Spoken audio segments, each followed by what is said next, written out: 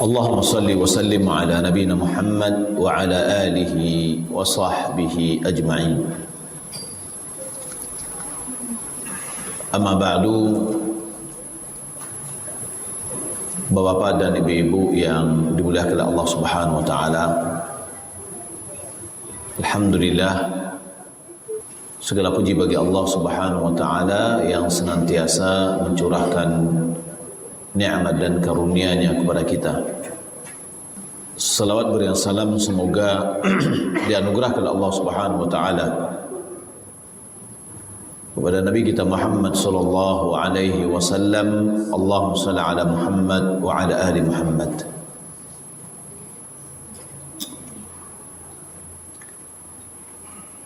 Jamaah yang dimuliakan oleh Allah Subhanahu wa taala, di antara kita di dalam kehidupan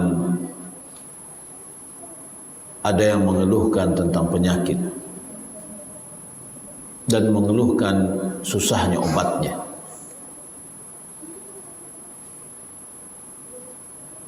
Akan tetapi sebenarnya tidak ada satupun penyakit kecuali obatnya ada. Hal itu ditegaskan oleh Nabi SAW berdasarkan hadis yang diriwayatkan oleh Imam Bukhari dari Abu Hurairah radhiyallahu ta'ala an, bahwasanya beliau bersabda,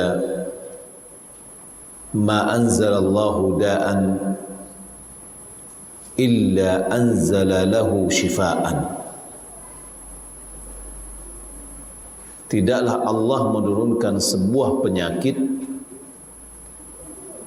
kecuali Allah menurunkan bagi penyakit itu obatnya. Sepasang. Ada penyakit, ada obatnya. Dan setiap penyakit yang diturunkan oleh Allah, Allah turunkan juga obatnya. Dalam hadis ini dikeluarkan oleh Imam Muslim dari Jabir bin Abdullah, Rasulullah sallallahu alaihi wasallam bersabda, "Likulli da'in dawa." Bagi setiap penyakit ada obatnya. Fa idza usiba da'ud da', apabila obat itu mengenai penyakit, yakni pas, yakni obat itu cocok dengan penyakitnya, bara'a biidznillah, maka penyakit itu sembuh dengan izin Allah. Kemudian dalam hadis yang dikeluarkan Imam Ahmad dalam musnadnya dari hadis Usamah bin Syarik dari Nabi sallallahu alaihi wasallam, beliau bersabda, "Innallaha lam yunzil da'an illa anzala lahu shifa. Alimahu man alimah wa jahilahu man jahilah." Sesungguhnya Allah tidaklah menurunkan sebuah penyakit kecuali Allah turunkan juga bagi penyakit itu penawarnya, obatnya. Maka ada orang yang mengetahuinya, ada orang yang tidak mengetahuinya. Ada orang tahu dengan obatnya, penyakit ini obatnya, ada yang tidak tahu. Dalam lafaz yang lain, beliau bersabda, "Innallaha lam yadha' da'an illa wada'a lahu shifa." Allah tidaklah meletakkan sebuah penyakit kecuali Allah juga meletakkan bagi penyakit itu sebuah penawarnya, obatnya. Audaan atau obatnya, au dawaan atau obatnya, illa da'an wahida, kecuali ada satu penyakit yang tidak ada obatnya. Qalu ya Rasulullah wa ma hu? Apa itu? Siapa yang tahu? Ya, al-haram, tua. Ya, apapun obat yang mau makan, kalau obat kuat masih bisa. Enak. Tapi ubek tua menjadi muda yang tidak bisa. Ya, al-haram, yaitu tua, tidak ada obatnya. Semakin lama semakin tua. Hasan al-Basri dia mengatakan, ma anta illa ayyam, engkau itu tiadalah kecuali adalah kumpulan hari-hari. Idza dhahaba yaumun dhahaba ba'duk, apabila satu hari sudah lewat, berarti sudah berlalu juga sebagian dari diri kita. Kita semakin lama bukan semakin jauh dari kuburan, tapi semakin mendekat ke kuburan. Hal ini, yakni baik itu obat, baik itu penyakit maupun obat, yakni obat di sini meliputi seluruh obat.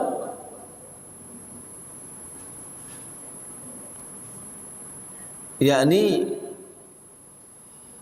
dan seluruh penyakit ada obatnya. Baik itu penyakit hati, penyakit ruh, atau penyakit badan, obatnya juga begitu. Ada juga obatnya, obat hati, yakni qalb.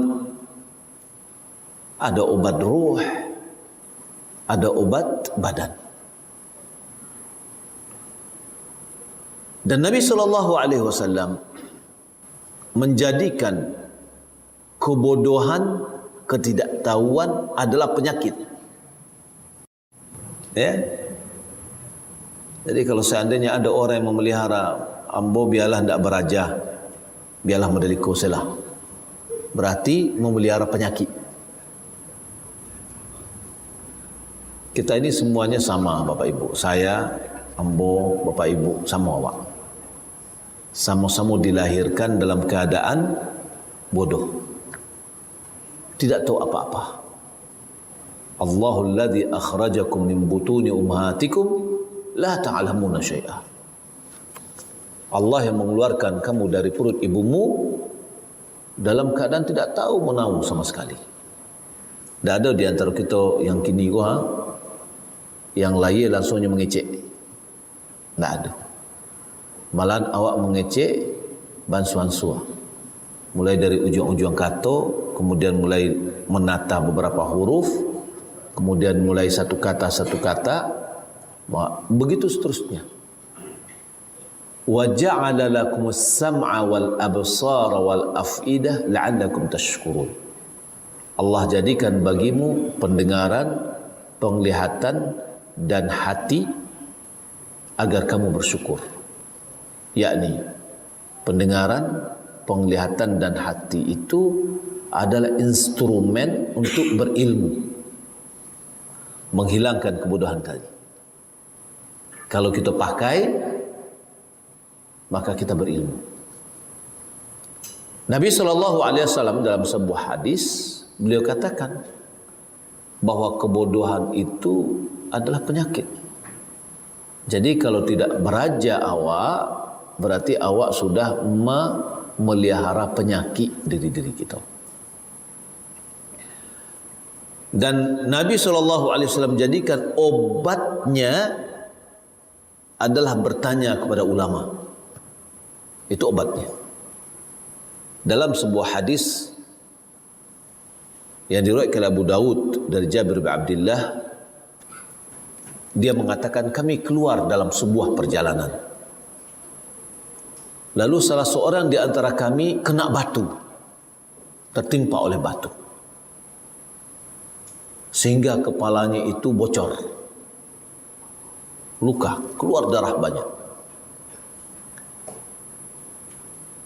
Kemudian dalam keadaan itu, yakni kepalanya luka berat,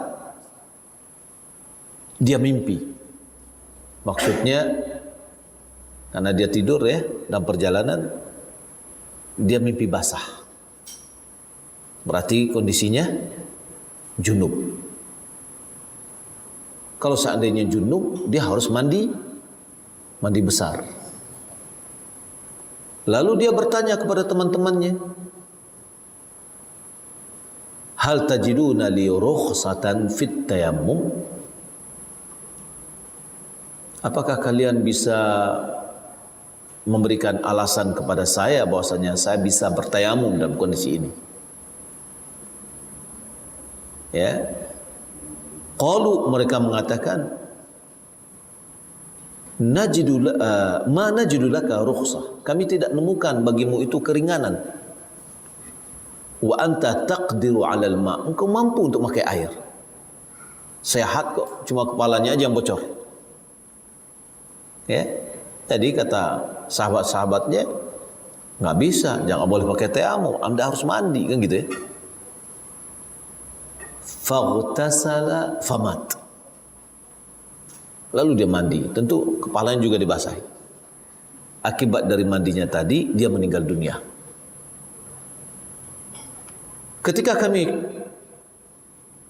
mendatangi Nabi, yakni pulang kembali ke Madinah, Nabi diberitahukan tentang cerita itu. Ada di antaranya yang kena batu, kemudian dia bertanya, dijawab bahwasanya tidak ada keringan untuk bertayamum, lalu dia mandi, lalu meninggal dunia. Apa kata Nabi? Menyikapi informasi itu, qatalahumullah. Mereka ini sahabat-sahabatnya telah membunuhnya. Salah fatwa. Ya. Akibat dia berpendapat lalu dia mandi, akibatnya dia mati. Apa kata Nabi? Qatalahumullah. Semoga Allah membalas mereka juga.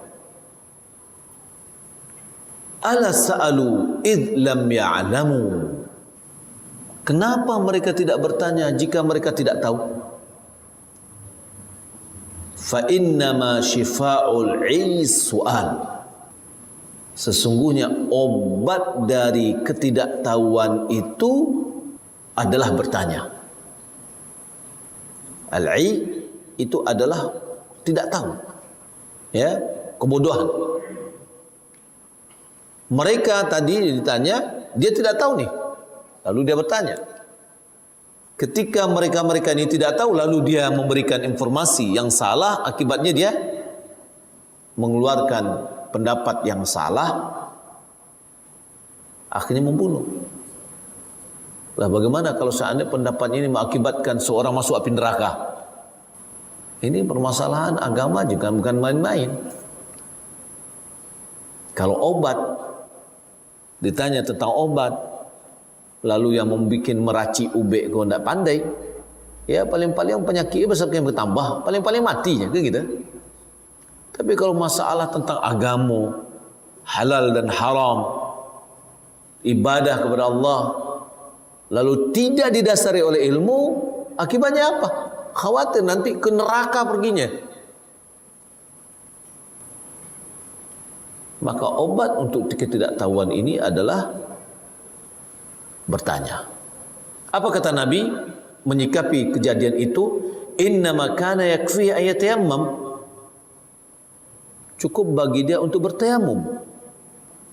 Wa yasra aw yu'sibu ala jarhi khirqatan thumma yamsahu 'alayha wa yaghsila sa'ira jasadihi. Dia bertayamum, lalu untuk yang kena kepalanya tadi dia ambil air, kemudian dia kain, dia peras atau remas, dia usapkan di atasnya. Yang selebihnya dia mandikan. Ya, itu arah Nabi sallallahu alaihi wasallam. Maka dalam hadis ini Nabi mengatakan kebodohan itu adalah penyakit. Dan obatnya adalah bertanya. Allah juga mengatakan dalam Al-Quran, fas'alu ahli dzikri in kuntum la ta'lamun. Bertanyalah kepada ahli dzikir, yakni orang yang berilmu, jika kamu tidak mengetahui. Ini masalah penyakit pertama. Jadi ketidaktahuan adalah penyakit. Obatnya adalah bertanya atau belajar. Di antara obat juga dari penyakit-penyakit kita adalah Al-Quran. Allah Subhanahu wa taala memberitahukan kepada kita tentang Al-Quran bahwa dia itu adalah penawar atau obat.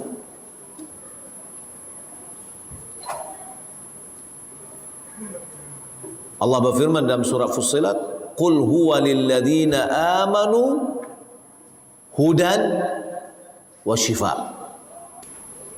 Katakan, dia yakni Al-Quran itu bagi orang-orang yang beriman sebagai petunjuk dan sebagai obat penawar. Dalam surah Isra ayat 82, "Wa nunazzilu minal Qur'ani ma huwa shifaa'un wa rahmatun lil mu'minin." Kami turunkan Al-Quran yang mana dia adalah syifa, obat dan rahmat bagi orang mukmin. Maka Al-Quran, semua Al-Quran itu, semua ayatnya dari awal sampai akhir, dia adalah obat dan dia adalah rahmat bagi orang mukmin. Maka dia adalah obat untuk hati dari penyakit kebodohan, dari penyakit keraguan-raguan. Maka Al-Quranlah obatnya. Allah tidak pernah menurunkan dari langit sebuah obat sama sekali yang lebih umum dan lebih bermanfaat, lebih agung dan lebih sukses untuk menghilangkan penyakit melebihi dari Al-Quran. Jadi tidak hanya penyakit ruh, penyakit hati, termasuk juga penyakit fisik. Bukankah sakit kita disebabkan oleh apa biasanya? Bakteri? Virus? Bukankah bakteri dan virus itu makhluk Allah? Makhluk Allah. Maka makhluk itu akan berinteraksi dia dengan Al-Quran. Allah berfirman, "Lau anzalna hadzal Qur'ana ala jabalin la ra'aitahu khasi'an mutasaddian min khasyatillah." Kalau seandainya Al-Quran diturunkan ke gunung, batu, dia akan pecah, dia akan tunduk karena takut kepada Allah Subhanahu wa taala. Batu, apalagi virus, apalagi bakteri dan yang lainnya. Maka ruqyah, yang kita membacakan Al-Quran kepada orang yang sakit, ya, itu adalah obat. Dan sudah banyak membuktikan. Ada pernah saya punya buku kecil menjelaskan di situ bahwa ada orang kena kanker atau tumor, ya, kanker. Itu diruqyah terus. Lalu dicek di labor, kankernya itu mengecil. Ya. Berpengaruh. Karena dia adalah sel. Ya. Sel adalah bagian dari makhluk Allah. Tidak ada sesuatu pun di alam semesta ini kecuali adalah makhluk dari Allah Subhanahu wa taala. Maka ketika kita membacakan Al-Quran kepadanya, terjadi interaksi. Ya, terjadi interaksi. Memberikan pengaruh. Di antaranya juga adalah kisah yang dikeluarkan oleh Bukhari Muslim dari hadis Abi Sa'id Al-Khudri radhiyallahu taala anhu, bahwa sekelompok dari sahabat Nabi sallallahu alaihi wasallam melaksanakan sebuah perjalanan sehingga dia singgah pada satu kampung dari kampung-kampung Arab dan mereka minta dijamu, tapi orang Arab itu enggan untuk menjamu mereka. Lalu pimpinan mereka kena sengatan. Mereka sudah berusaha untuk dengan segala sesuatu untuk mengobatinya, tidak ada yang bisa berhasil. Lalu sebagian mereka bertanya kepada sebagian yang lain, kalau kamu bisa mendatangi mereka yang tamu-tamu tadi, datangi, ya, boleh jadi ada di antara mereka yang bisa mengobati. Lalu datanglah utusan kepada sekelompok ini. Dia katakan, ya ayyuhar rahat, wahai sekelompok orang, inna sayyidana ludira, tuan kami atau pimpinan kami kena sengatan. Wa sa'ina lahu bi kulli syai' la yanfa'hu syai'. Kami sudah berusaha dengan segala sesuatu tapi tidak berhasil. Hal 'inda ahadi minkum min syai'. Apakah salah satu di antara kalian memiliki sesuatu yang bisa mengobati? Maka sebagian mereka mengatakan, ya ada. Demi Allah, sesungguhnya aku bisa meruqyah, katanya. Ini Abi Sa'id Al-Khudri. Akan tetapi kami sudah meminta kalian untuk menjamu kami, kalian tidak menjamu. Ya? Aku tidak akan meruqyahnya. Saya akan tidak mengobati sampai kalian jadikan bagi kami upah. Ya, minta dia. Lalu mereka berdamailah dengan memberikan sekelompok kambing. Ya. Beberapa kambing diberikan, qati'atu minal ghanam. Lalu berangkatlah sahabat ini, yakni Abi Sa'id Al-Khudri, kepada mereka. Lalu dia bacakan alhamdulillah rabbil alamin. Dibacakan apa? Surah Al-Fatihah. Dia ruqyah dengan surah Al-Fatihah. Maka surah Al-Fatihah itu diantaranya namanya adalah Ar-Raqi atau ruqyah. Ya, namakan ruqyah. Faka'annama nushita min iqalin. Ya, seakan setelah diruqyah seakan-akan tidak ada penyakit sama sekali. Sembuh total. Ya. Lalu dia berjalan seakan-akan dia tidak pernah kena sama sekali. Jadi kena sengat tadi nggak bisa berjalan. Setelah diruqyah bisa berjalan. Lalu lantas mereka menunaikan apa yang dijanjikan tadi. Apa? Upah tadi, kambing dikasih. Lalu sebagian mereka mengatakan, ayo kita berbagi kambing ini, kita bagi. Faqala alladhi raqa, yang meruqyah dia mengatakan, la naf'al, kita tidak melakukan ini, berbagi sampai kita mendatangi Nabi SAW.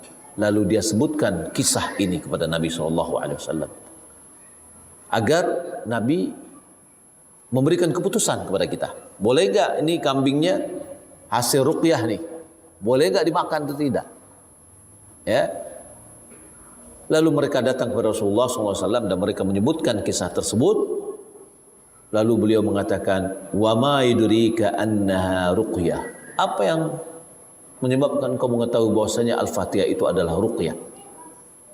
Sehingga surah Al-Fatihah itu kata ulama dinamakan sebagai ruqyah. Jadi kalau seandainya ada yang sakit, bacakan Al-Fatihah. Ya. Qad asabtum, kalian sudah benar kata Nabi. Iqtasimu wadribu li ma'akum sahma.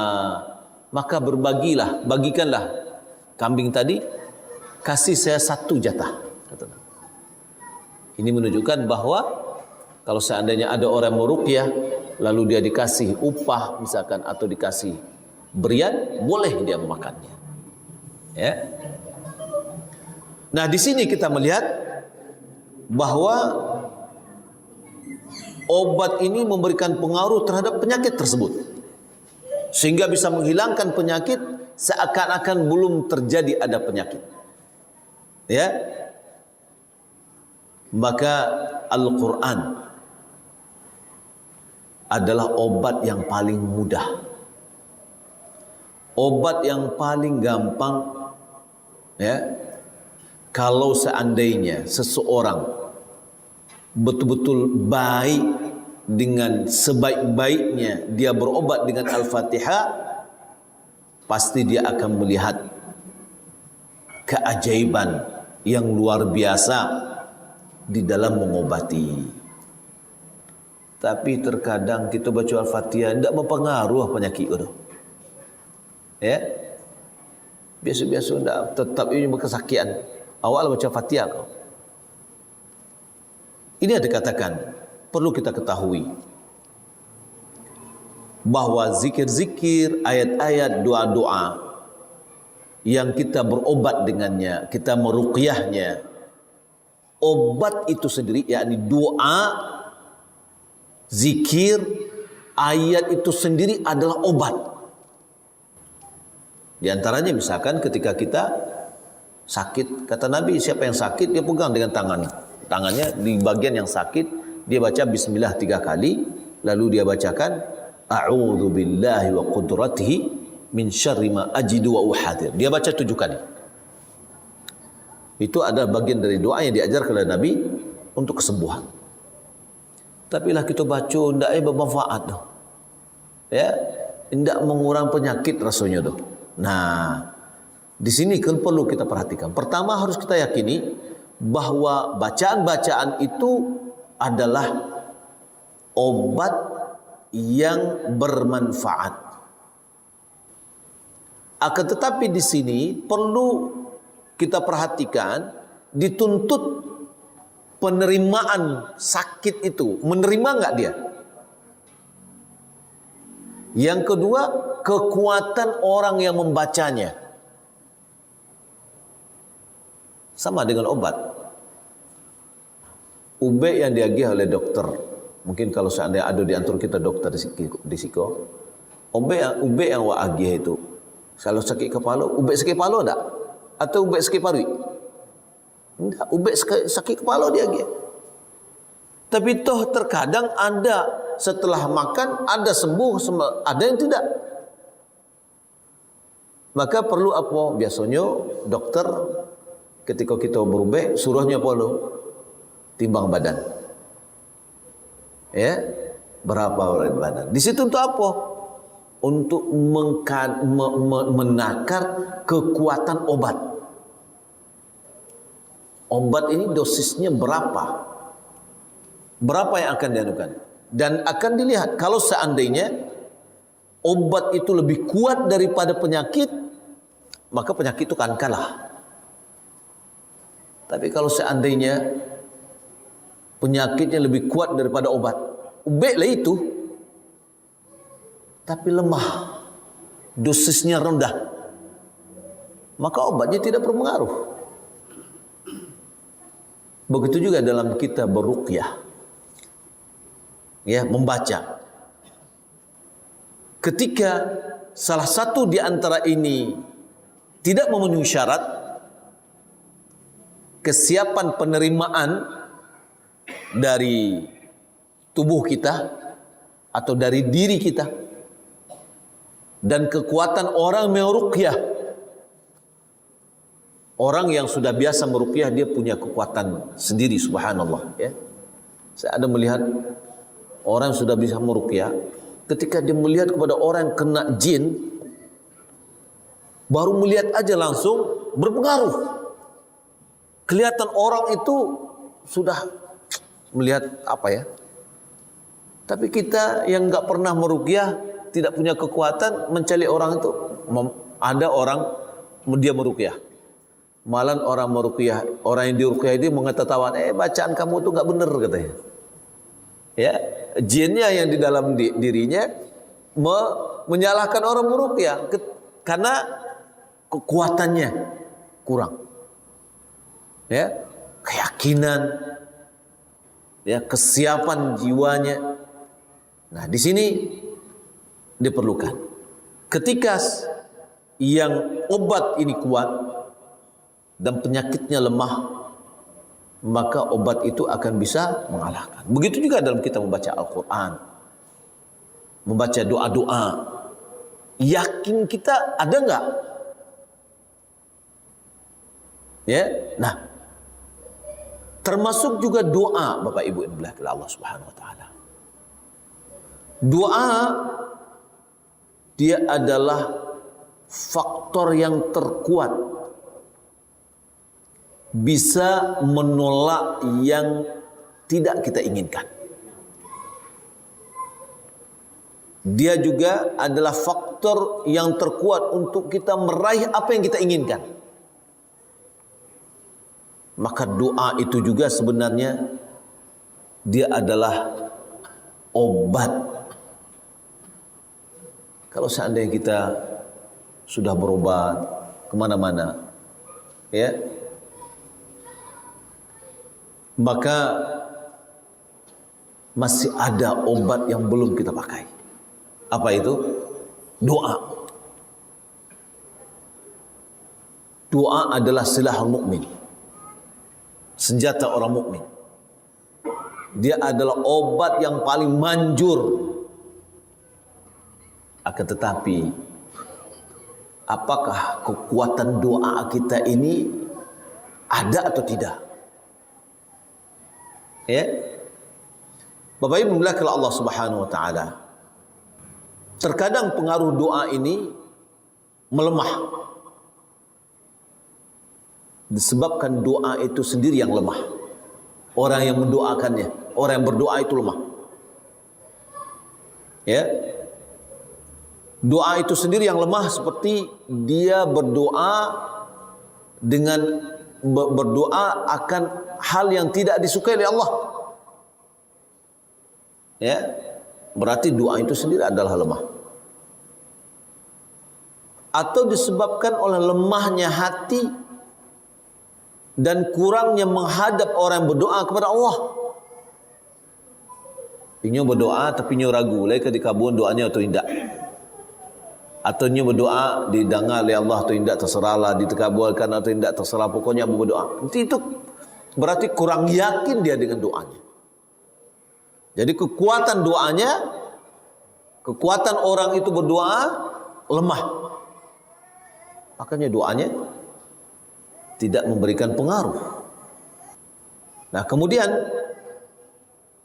kalau kita lihat diumpamakan doa ini ya bagaikan busur. Bagaimana busur?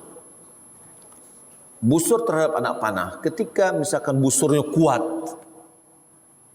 ya, dan orang busurnya kuat, orang yang menariknya kuat, maka anak panahnya akan kuat, ya, terbangnya. Tapi orang busurnya lemah, orang menariknya lemah, maka anak panahnya tidak akan lari. Begitu juga seharusnya kekuatan seorang berdoa kepada Allah Subhanahu wa taala. Doanya harus kuat dalam hal-hal yang diridhai oleh Allah Subhanahu wa taala, dan dia harus yakin dengan doanya. Kata Nabi sallallahu alaihi wasallam, "Ud'u Allah wa antum muqinuna bil ijabah. Wa'lamu anna Allah la yaqbalu du'aan min qalbin ghafilin lahin." Berdoalah kepada Allah dalam keadaan kalian betul-betul yakin dikabulkan doa itu. Ya, betul-betul yakin kita Allah akan mengabulnya. Ya, ketahuilah sesungguhnya Allah tidak menerima doa dari hati yang lalai, yang tidak yakin. Maka Bapak Ibu belakang Allah Subhanahu wa taala, kalau seandainya kita berupaya dalam sebuah mencari kesembuhan dari penyakit atau keluar dalam sebuah problem, maka masih ada senjata kita dan masih ada obat yang bisa kita kita ambil, yaitu doa. Nah, doa ini ya, ini sudah kita mulai dalam mukaddimah. Mudah-mudahan pada kesempatan lain kita bisa mendalami lagi dalam masalah doa. Ya, seberapa doa itu bisa bermanfaat, ya, bagaimana kedudukan doa itu dan seterusnya. Ini yang dapat kita sampaikan dalam pertemuan pertama ini. Mudah-mudahan Allah Subhanahu wa taala memudahkan kepada kita. Sallallahu Muhammadin wa ala alihi wa sahbihi ajma'in. Mohon maaf kalau seandainya ada kata-kata yang tidak pada tempatnya. Wabillahi taufiq wal hidayah. Wassalamualaikum warahmatullahi wabarakatuh.